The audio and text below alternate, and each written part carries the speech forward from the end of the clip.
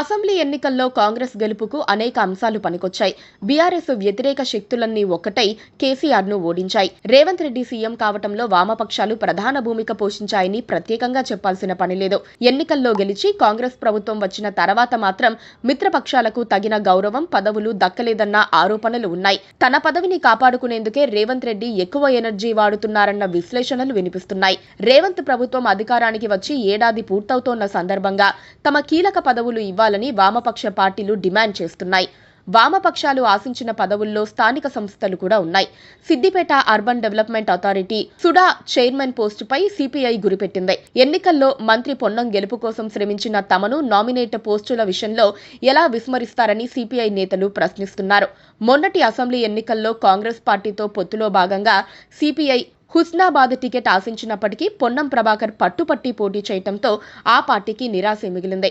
అదే సమయంలో సిపిఐకి 2 MLC, 2 state corporation nominated పోస్టులు ఇవ్వడానికి కాంగ్రెస్ అంగీకరించింది. వీటితో పాటు ఇప్పుడు సుడా పీఠం కోసం ప్రయత్నాలు ముమ్మరం చేసింది. సిద్దిపేట అర్బన్ డెవలప్మెంట్ అథారిటీని అక్టోబర్ 30, 2017న ఏర్పాటు చేశారు. సిద్దిపేట మున్సిపాలిటీతో పాటు 10 కిలోమీటర్ల పరిధిలో ఉన్న 26 గ్రామాలతో పురుడు పోసుకుంది. 2018 ఏప్రిల్ 14న 14 మందితో పాలక మండలి ఏర్పాటు చేశారు. సుదీర్ఘ కాలం పాటు రవీందర్ రెడ్డి చైర్మన్ గా పనిచేశారు. ఇటీవలే విస్తరణ కోసం కలెక్టర్ నుంచి ప్రతిపాదనలు స్వీకరించారు. వాటిని పరిశీలించి పురపాలక శాఖ ఆమోదం తెలిపింది. దీంతో సుడా జిల్లా అంతటా విస్తరించింది.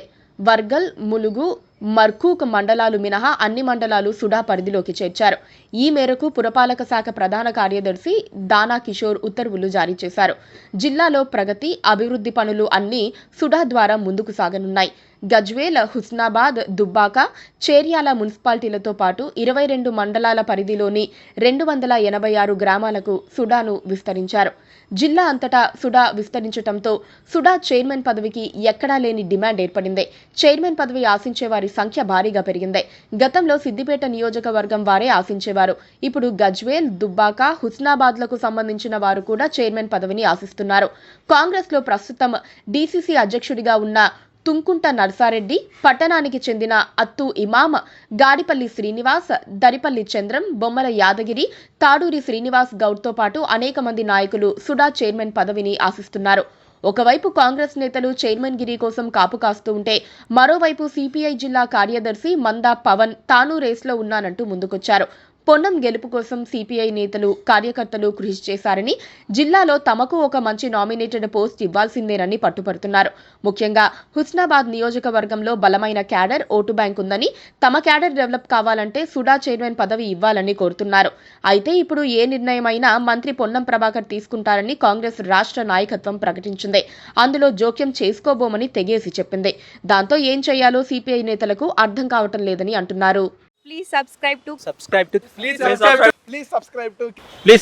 KTV Telugu. KTV Telugu. KTV Telugu. KTV Telugu channel.